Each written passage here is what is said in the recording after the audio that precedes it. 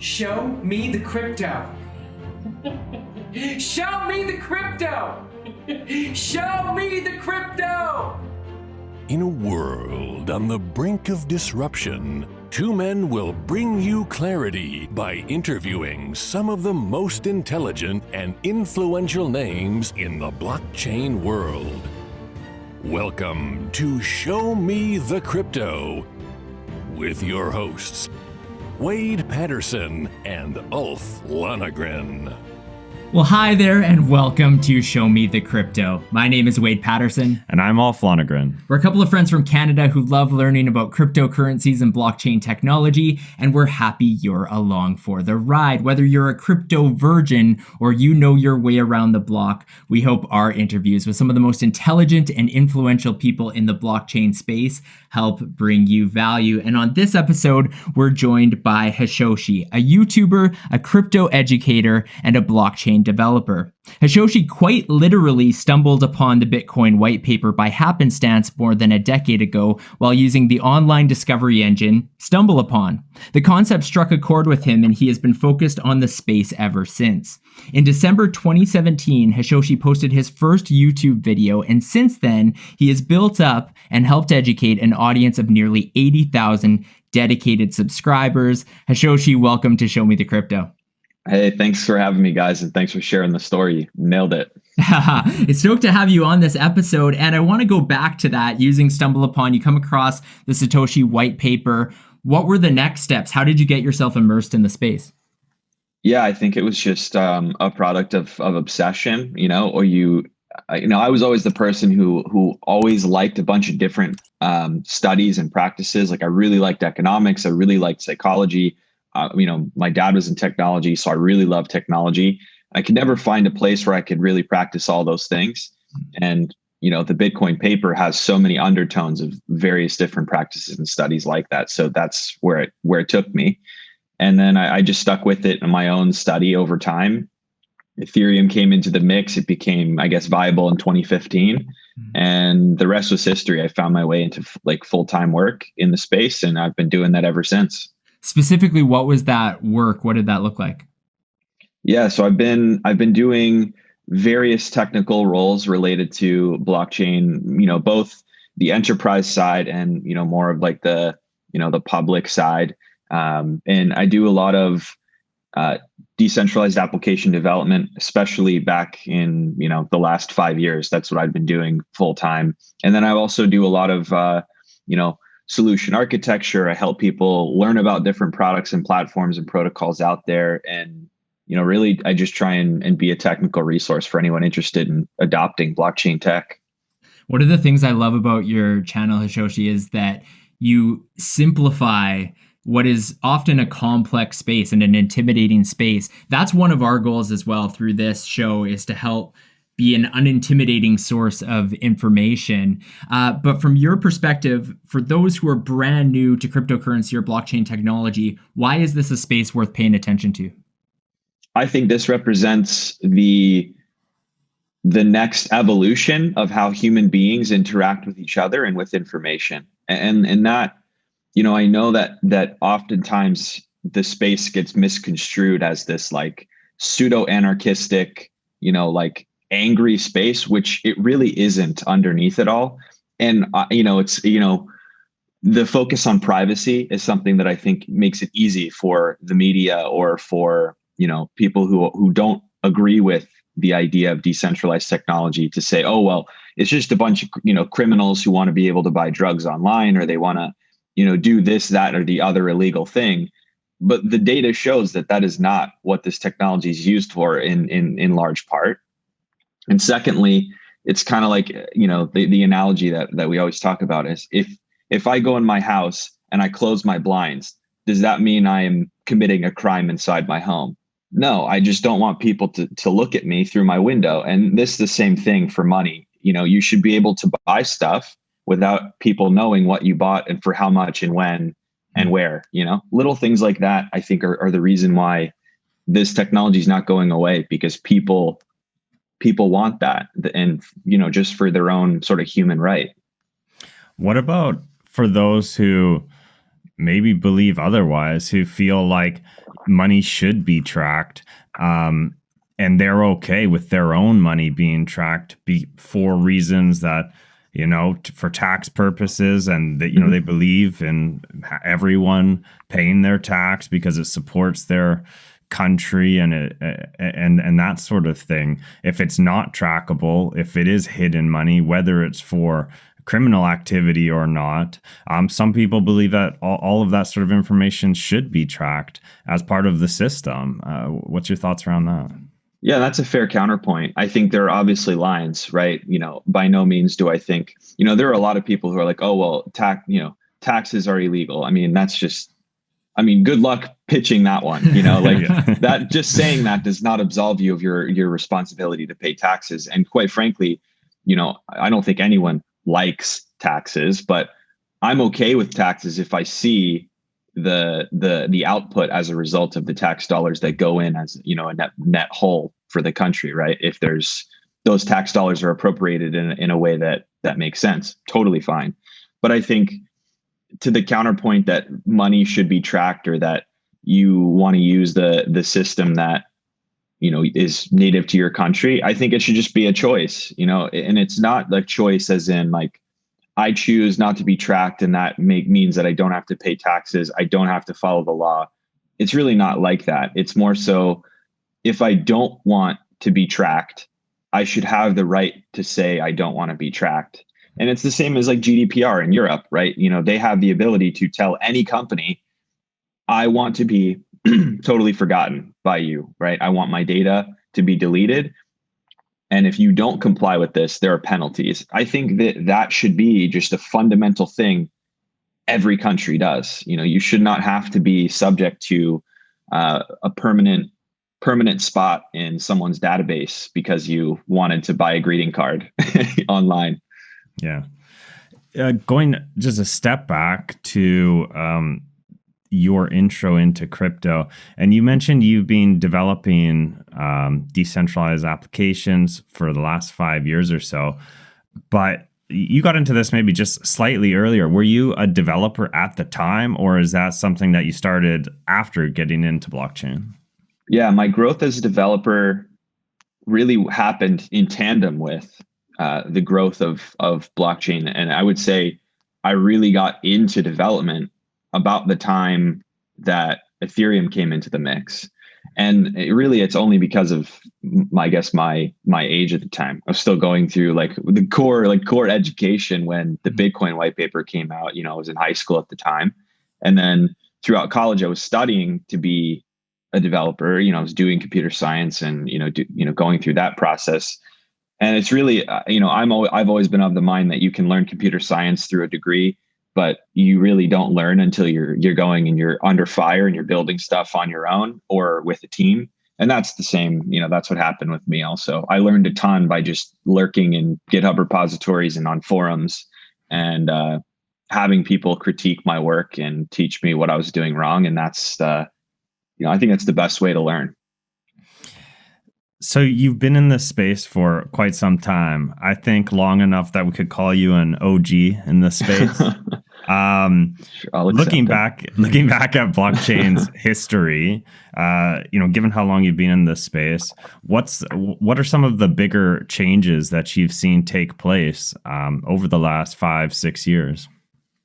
Yeah, I think the first big change was after the 2013 bull run. I know compared to now, it's like, well, that wasn't a bull run, but it's like at that time, Bitcoin was worth hundreds of dollars, and people were so shocked back then that this digital thing that no one gets and basically only nerds talk about, or better yet, at the time, only criminals use, which is also not true. I was buying like trading cards with it, like nothing illegal.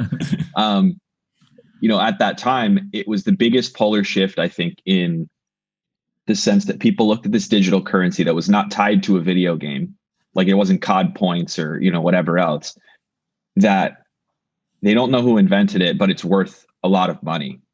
And I think it was the first time I saw people that were not interested in it in the first place actually be like, oh, there might be something there.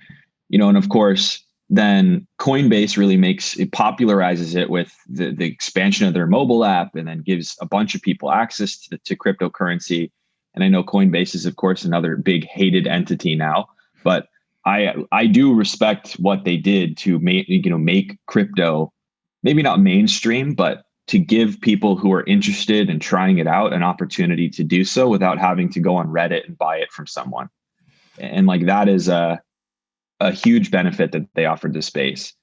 But the biggest thing to me that's changed from 10 years ago to now is that the world has made people care about the messages that we're talking about in terms of Bitcoin, right?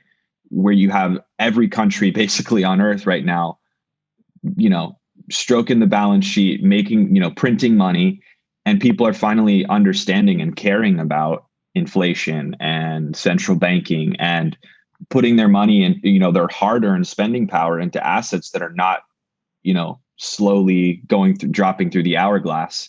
And that's not to say that this is a people against the world situation, but more so I think people are just getting wiser to the fact that they want to have protection over their spending power by fixed supply assets that they feel safer in.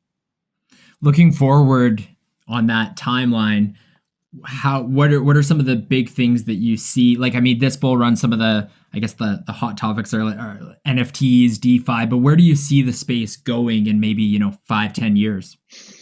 Yeah, if I had to guess, and if I had, this is my utopia vision, it would be that the age of blockchain maximalism will have gone extinct.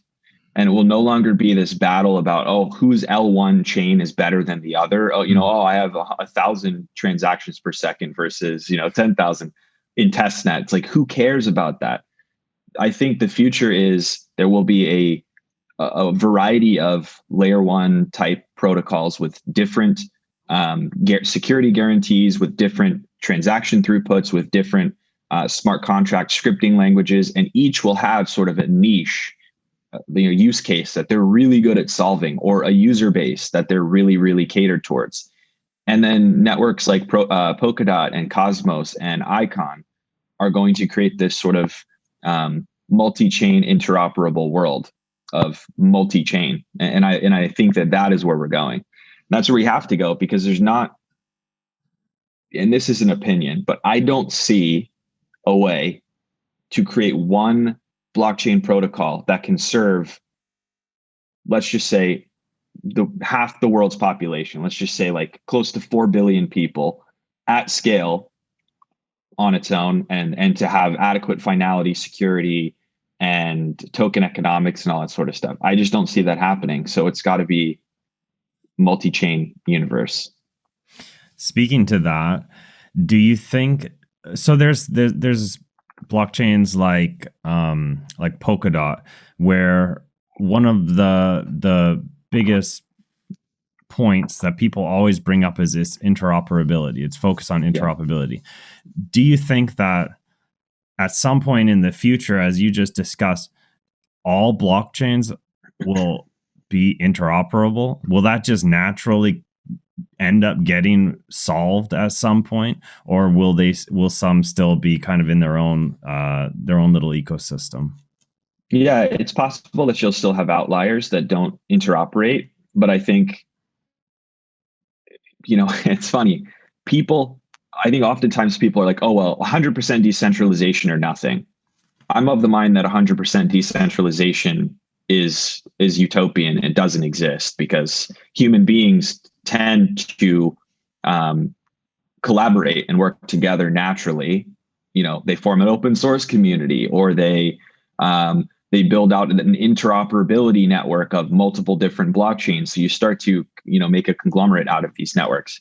I think that's a really good thing. And I think that human tendency is what's going to solve the problem of fragmentation in the network, where you have to have like 40 wallets to participate in DeFi across different ecosystems, or you have to, to stake cryptocurrency on a certain network, you have to have like, 2 mobile phones just to make it work properly. That, like, those sorts of things will solve themselves, because I think people will start to demand that if you're the network, their network of choice is not making the strides to interoperate with others through something like Polkadot or Cosmos or a protocol that doesn't exist yet, they will probably say, like, we're not going to use this anymore unless you make the user experience good for us by bringing us into this ecosystem that other networks are on.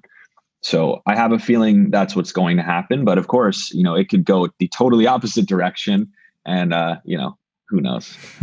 I'm hoping, just taking this back to the real, like somebody who's brand new jumping in this conversation, you hear about, Ethereum is probably next to Bitcoin. Well, it is the most known blockchain, but then you hear these other ones like Cardano, Polkadot, and people use the term ETH killers, which is a little bit silly, but what are your thoughts, or not so much what are your thoughts, but can you just kind of give a bit of an explanation of, Ethereum versus what some would dub ETH competitors, what the differences are? Yeah. I mean, the biggest difference is that almost all of the Ethereum competitors have had the luxury of looking at Ethereum's mistakes and building to solve for those mistakes. Primarily not considering scaling early on, or scaling options or opportunities. That's one. Like, obviously it was a different time when Ethereum was built. There was not the same thought about scalability as there is now. So then you have Elrond, right, which is a sort of an Ethereum compatible chain in a way, because you can write smart contracts in a variety of different languages. And as that feature comes into its own on mainnet, from the very beginning, they built with sharding in mind, with all these different technical levers, I suppose, to make the network scalable. And Cardano took an even more lengthy, obviously people get mad because Cardano takes forever to release features, but it's because they redid everything from scratch. It's like there's nothing reused in that protocol. And so they said Ethereum is the move fast and break things approach, where you get the network out. Solidity has some trapdoors. It's kind of hard to build with. We're going to make a super safe, formally verified, almost academic blockchain network that is the total counterpoint to what Ethereum does. Native assets are going to be accounted for on the main ledger, not in a smart contract. Little things that make a big difference. And so that's the fundamental thing, is how can we do things different from Ethereum but still fill the same niche that Ethereum fills? You just talked about some of these differences. What stands out to you as maybe the most promising of these different blockchains? Yeah, I think the two that I mentioned are the two like direct Ethereum competitors that I like the most, probably, in terms of the overall vision. And that is by no means a guarantee that they take a significant market share from Ethereum. I think the quicker path is going to be the net new users that come into the space are going to choose those protocols maybe over Ethereum. That would be their ultimate goal. But again, that's conjecture.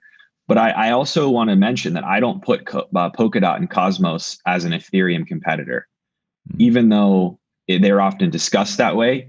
I think it's a totally separate category, because Ethereum is not trying to build what Polkadot and Cosmos are building. And if you look at the Polkadot and Cosmos community, like, they're just now talking about having native smart contracts on their platform.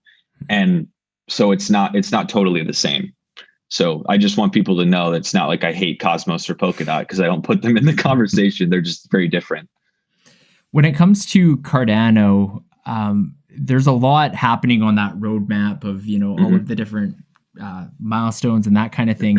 Can you give just kind of like a Cole's Notes example of where we are and what is planned for the future? Sure. Yeah. Where we're at today, and this is February, like close to March of 2021, we are at the point now where actually on Monday, in a couple of days, they're going to launch multi-asset support. So basically tokenization on the Cardano mainnet. And what that's going to do is basically, without the need to build a smart contract or to use an ERC20, ERC721, like a token standard, you're going to be able to create user-generated tokens, non-fungible tokens, stable coins. You can start to build token economies natively on the main Cardano ledger, which is pretty powerful. In the second quarter, just give or take, the next phase of development should launch. It's called Goguen, after a famous computer scientist. That's going to launch smart contracts onto the network.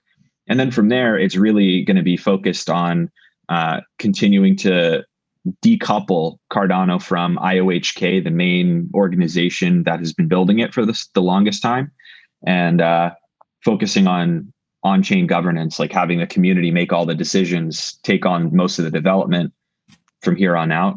And so it's starting to come to fruition, and that's why you see Cardano is picking up steam in the markets now, because I think people are starting to feel that, fear of missing out. Like, it's finally coming, it's finally happening.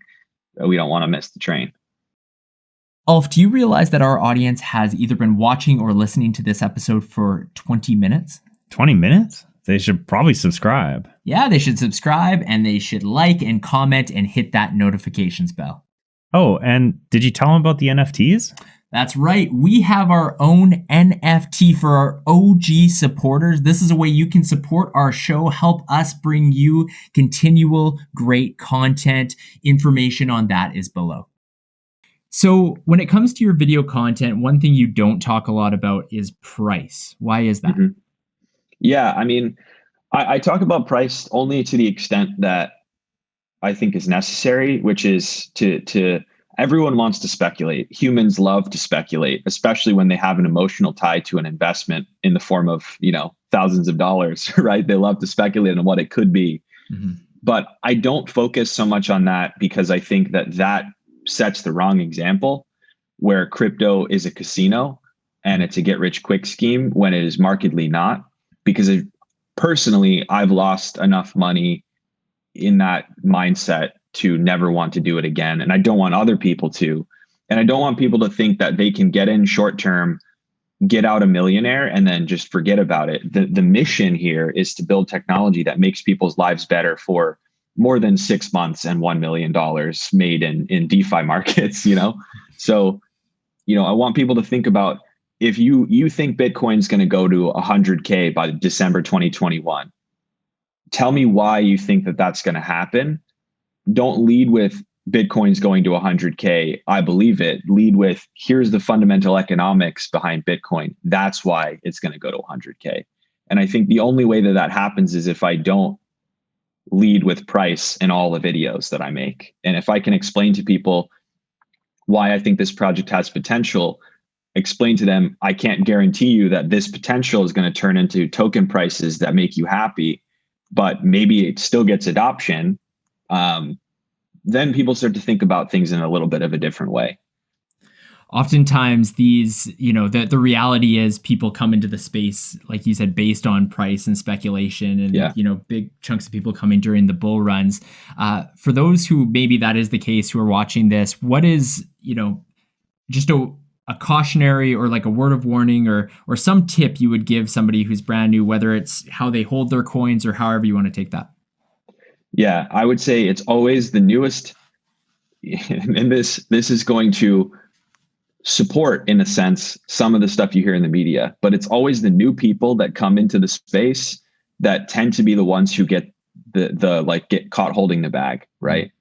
It's the people that come in last, that come in without thinking, without researching, without understanding the space. They're the ones who throw, $10,000 of borrowed money into Bitcoin when it's at 20K in 2017, and then they have to live for 2-3 years in like massive loss positions. Like, that's the problem.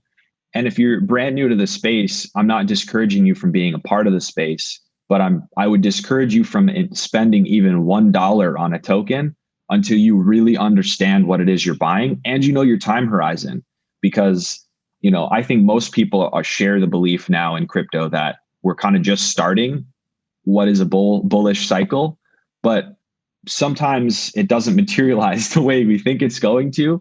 And so you need to posture yourself to be in a position where you're okay if the money you put in is in the negative for a while. You need to be able to hold long term. And if you can't do that, then don't spend the money, please. It's easy to say, it's great advice, but as someone who's been there, I entered the space, in 2017, right before the peak. And then I experienced everything you just said. And I'll tell you now, for our listeners who maybe are new to this and are just getting in, that it's hard to think about the risk and the position you could be in when you're down such a huge amount, because the mind's always set on, yeah, but where will I be when it goes up? Oh, I could double my money. It's the speculation of the rewards that you can get. And oftentimes the downside risk is kind of brushed aside, I think, in our minds. So it's great advice. And I'm just re-emphasizing what you just said there. But I was just going to add to that, though, like, and it's, if you look at like the average crypto influencer person, right? Almost all of them have equally experienced the pain of, like, you know, getting caught in a cryptocurrency where they were sort of the last one in. And that's like, it's not like these people are not human in that regard. Like, I invest in stuff that tanks all the time, and I've been in the space for a long time. And in 2017 too, like, I've always been a long-term position holder. Of course, I never even considered selling, because it's, you know, it's like that's just not my thing, but it still hurt, you know, in 2017, because, you know, you see stuff that you had invested in that you really believe in. You gotta really believe to hold on through a period where it's worth relatively very little. I saw an interview you did, I'm pretty sure, from a couple of years ago, maybe, with Ivan on Tech. Maybe it was more recent than that. And you were talking about, you asked him the question, but you were talking about, for those who want to get into the space. And it seemed like, as you were asking that question, like that was a real belief that you held, that if somebody wants to get into the space and learn how they can contribute, that there are opportunities. Is that the way you see it? Yeah, I do. I mean, I've seen, you know, just from being engaged in this space, like, I've always been kind of it's a lot different now, but I've traditionally, I've always been a very introverted person. So in 2017, you know, crypto was like kind of mainstream. So I was no longer as afraid to create videos on the content. It's like, I was always so worried about it. So I finally was like, all right, this is the time, you know, people will care about this now. And since that time, and you guys are really well researched on my stuff, so I appreciate that, like, when I started and everything. But since then, I've seen people that had commented on my videos saying, like, I'm new to crypto, you know, come back, comment on my videos and say, I'm involved in this project, or I'm helping out with this open source community. You know, that stuff's really cool to see. It's like, if you learn and you build up some skill and you find a project you're interested in, a lot of these projects, like, they need help, either on a volunteer basis, or, you know, I even have friends who I've worked with in the past who are working full time now at crypto startups, because they just held the token, they liked the project, they had some skills, and they interviewed and they got a job. So you can get paid to be in the crypto space, which is the best. I think when people hear that, if you're not a developer or you're not that technically savvy, but you still like crypto, you like the concept of crypto and the fundamentals, but maybe you're not that technically skilled, people just think, well, I have no place in this space to help out. Is there a space for people who aren't as technical, and what are some of those opportunities, if you know yourself? Yeah, there are a ton. And I will give another one of my deeply held beliefs. And that is that if you think of crypto like a cake, and there's multiple layers and, you know, everything, the technology is the cake stand. The entire rest of the cake and the icing and everything that makes the cake good is the user experience, the community, and like the people and business part. So like the tech part is only a small part of it. And I think it gets, you know, blown up to this epic proportions, because obviously tech is like this nebulous, sexy thing that people don't really understand. And so it gets made into this bigger thing than it actually is. I think that there are tons of jobs like product management, marketing, community building, developer evangelists, community managers. Like, there are so many positions that are critical to projects like this. And, you know, and if you don't have technical skills, you can be technical without being a developer. Like there's plenty of technical jobs that are not developer positions. Like understanding how your favorite layer one blockchain protocol works in and out by taking the time to read the white paper, asking questions in Discord and Telegram, and like being the master at that, that now puts you in a position where you can say, I'm technical and I can go and talk to, application development company and say, we need you to build us a really sexy mobile wallet. And like you can communicate to them what they need to do and be a technical project manager. So like there's so many places that, without dev skills, and even if you hate development, you don't have to know it. You can find a job. That's awesome. I want to switch gears here because we have the luxury of the fact that you have such a wide knowledge in this space. We want to take advantage of that and ask you about a couple of things. So I saw that you had done a video recently answering a question. It was a really good question. And that was basically just explaining governance tokens. And that's something even myself, I mean, I've been in the space since 2016. I don't claim to know a ton, but I'm learning as I go. But that's one that has always been a little confusing to me as well. So do you mind? I thought you did a really good job explaining that. Do you mind explaining what governance tokens are and what their purpose is as well? Sure. Yeah. Governance tokens are this construct within blockchain protocol where those tokens equate to sort of a share or a voice or a vote in the context of governing the chain. And when we say governing the chain, that includes things like in delegated proof of stake. Some people call that the participation in consensus, right? Where you pick a delegate that's part of the block making committee in a blockchain network.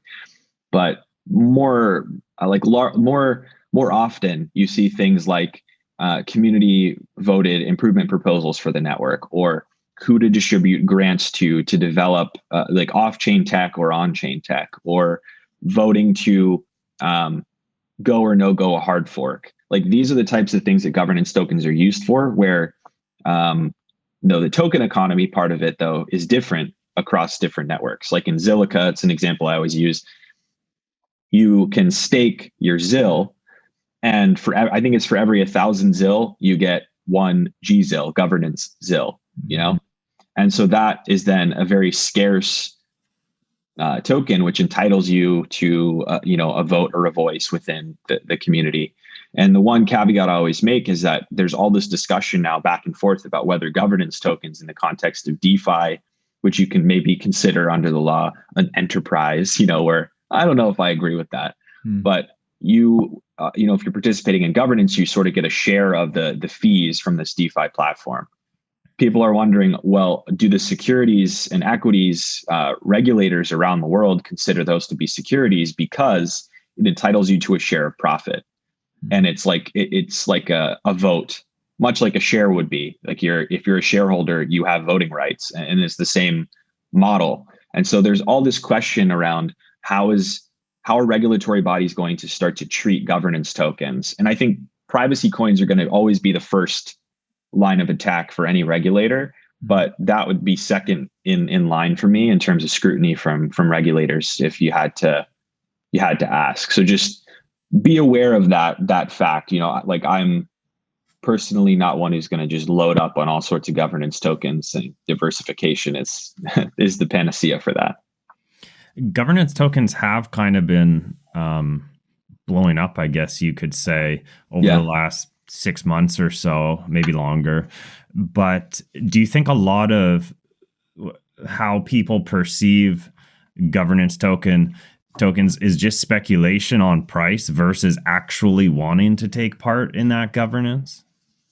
Yeah, honestly, I do. And that is another interesting thing. Like you look at any blockchain protocol and you say, okay, well, like what a technical achievement. Most blockchain protocols are maybe 30% technical achievement, and the rest of it's like game theory, psychology, sociology. Building your protocol and the incentive structure within your token economy and your scripting language and the way that your network reaches consensus and all that to incentivize only good behavior and positive enforcement of the network and protocol rules, and to naturally dissuade malicious activity in the network.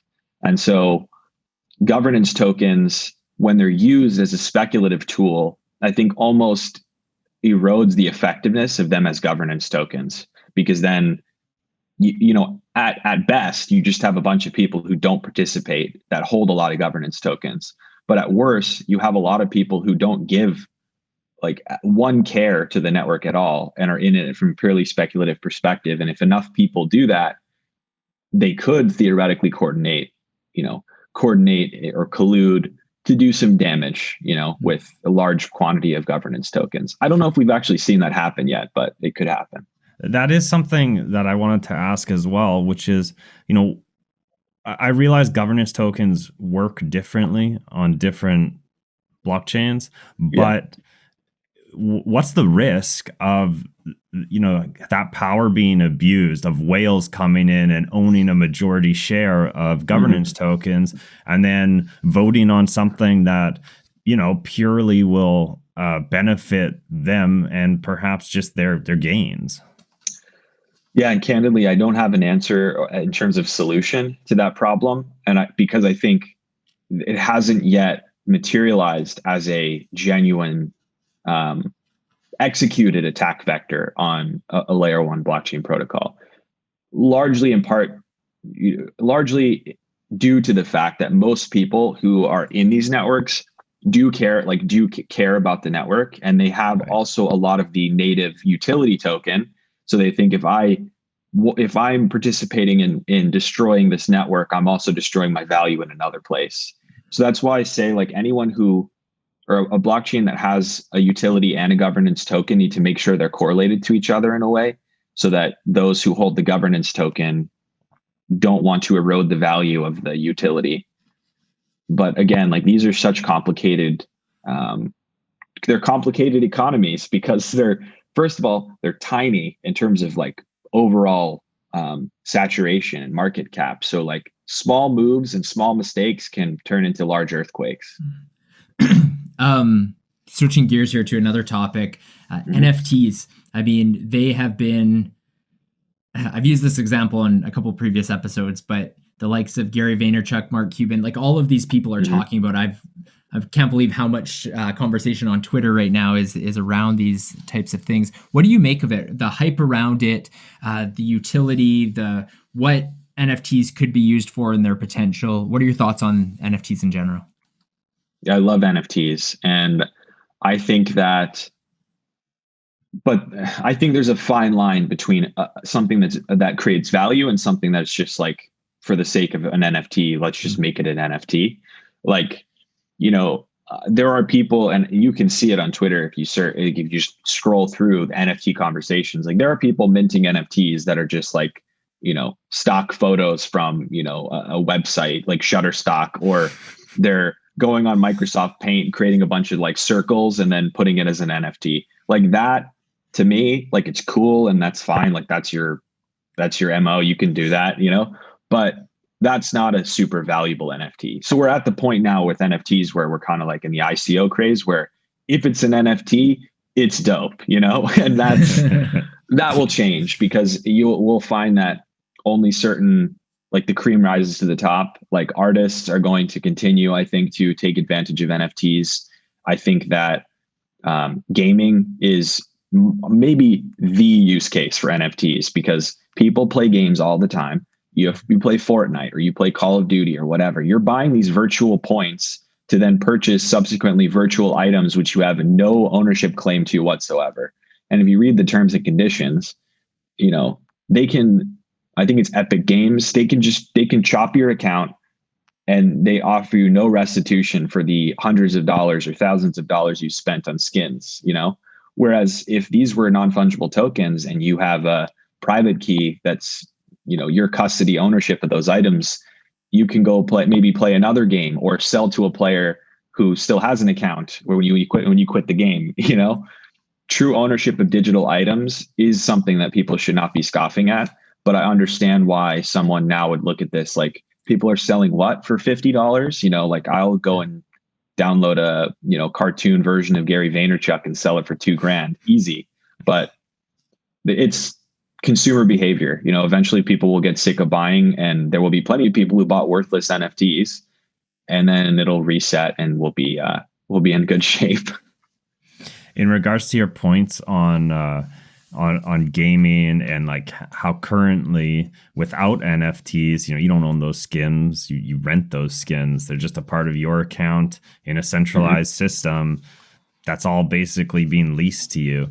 Well, anyways, moving into NFTs and gaming and how it solves that.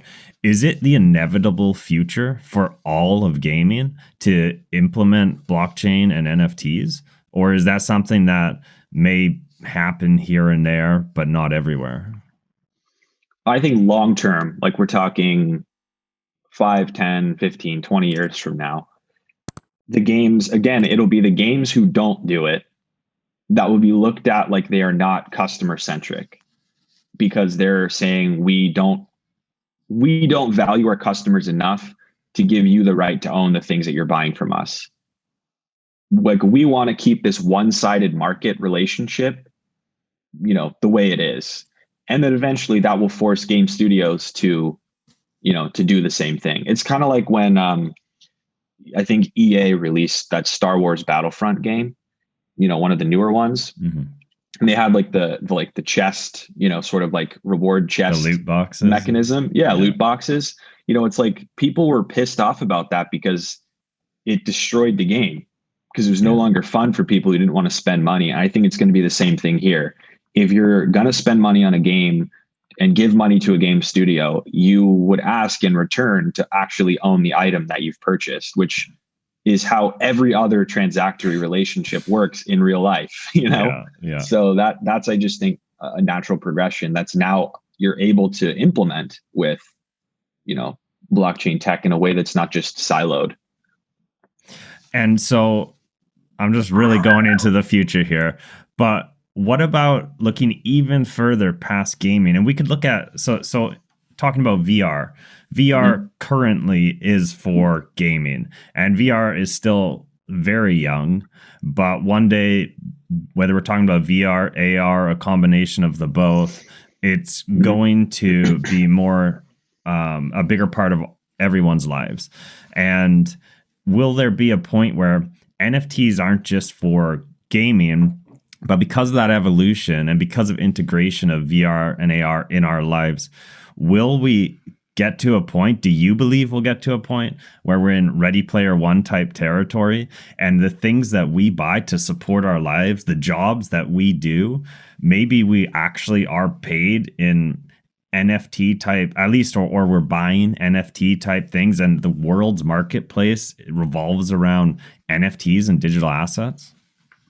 Yeah, I wouldn't rule that out, but I think that period, that whole idea is probably a generation bridging idea where, because I think right now, like you see with the pandemic and the way that that's manifested itself in, longer term lockdowns, people being isolated, I think that you're probably going to see companies prioritizing virtual experiences that help people connect with each other in a more earnest way without being physically together. And I think that that's just, that's apparent in some companies' priority, right? Like the last couple years, Facebook's been like all over, AR, VR, and there are plenty of other companies that are doing the same thing. So likely that's where we're going. But I think it'll take time for people to accept and to embrace that type of digital physical life where you spend with other real people in a virtual setting, like large proportions of your day. But it's definitely possible. Taking a step back on this, something that's been very popular is NBA Top Shot in terms of a lot of people paying attention to that.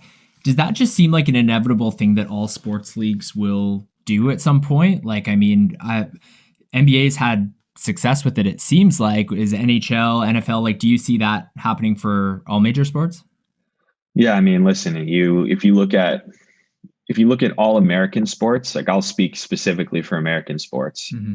All American sports will take every opportunity to monetize what they have, period. Like, it's now to the point where the game is secondary to the commercialization of the game. So the answer is probably yes, they will do this. I think a much better implementation of what Top Shots has done is looking at the Chili's blockchain, the Socios platform, and what they're doing with both fungible and non-fungible tokens in a context of soccer, or football, as I would prefer to call it. All these big soccer clubs around the world, they are followed by people around the world. Like, they have global fan populations, and they're using these fan tokens as almost like governance tokens, right? Where you can, as an owner of the fan, the PSG token for Paris Saint-Germain, vote on the next year's kit designs, like their shirt designs, or if you own these tokens, you get entered into these sort of rolling raffles where you can come meet the players. You get exclusive fan experiences and stuff like that. You can collect digital trading cards of the players on the team. Like, these are the types of things that they should be doing. Capturing moments is cool. Officially licensed moments, like, I get that. It's a scarce thing. Only if it's licensed, though. Because if the NBA were not saying, we're enforcing that this is the only licensed copy of this moment, they're not worth anything. Hashoshi, so a big part of your channel is about answering questions. And I have to ask, what is the most common question that you get from those who are new to the space? The most common question, it would be one of two questions. What is a hardware wallet and what is the best one? That's one big one, which is good. It means that people are learning quickly that I should have one of those, So what's the answer to that question before you get into the The answer is, a hardware wallet is a piece of physical hardware that is designed to securely store private keys. And those private keys are essentially your bank vault key to access and to send the cryptocurrency that lives on the blockchain. Common misconception is the crypto lives on the vault, like on the Ledger Nano S or on the Trezor Model T or whatever. It doesn't. Just the keys that give you the right to spend those coins. The coins still exist on the blockchain. So if your hardware wallet's backed up properly and you lose that piece of hardware, your crypto's safe. You just restore it to a new one.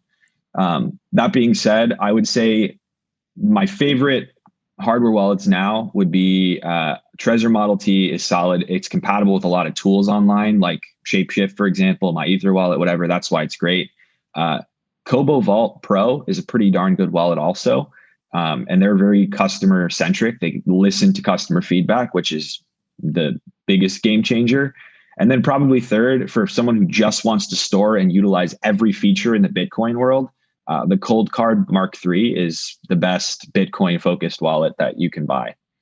So there you go. and you said there was two questions. So what was the second question that you get asked a lot? Yeah, and the second question is, it's always about, it's like, insert token ticker tag here. What's the price going to be in X number of months? That's the question.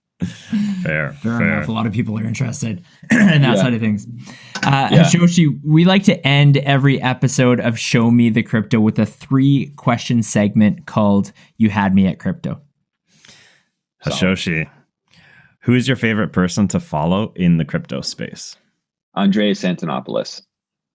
Solid answer. Awesome. It just in case, again, we always like to educate those who are new to the space. Can you give a quick, why? Yeah, the guy is like, I might be replacing one obscure for another obscurity, but Antonopoulos is essentially the Carl Sagan of crypto. Carl Sagan was this legendary communicator of science. He made science appealing and understandable to the masses. And I think Antonopoulos does the same thing for crypto and communicating how Bitcoin works or how Ethereum works, for example. He's not he's not going to explain every altcoin or whatever, because it's not his thing, but a great person to follow to understand the fundamentals. Awesome.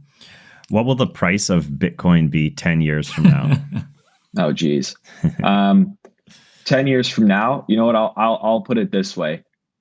I think that at that juncture, 10 years from now, I have a feeling that there will be, at minimum, a third of the world's population that has or is trying to use Bitcoin. And so the valuation of Bitcoin at that juncture, I mean, it would have to be, all else being equal, it would have to be well into the hundred thousands, multiple hundreds of thousands, based on that level of demand. But again, it's like the equivalent of me closing my eyes and throwing a dart, Yeah. That's kind of the purpose of the question. Yeah. What's the most underrated coin or project in crypto?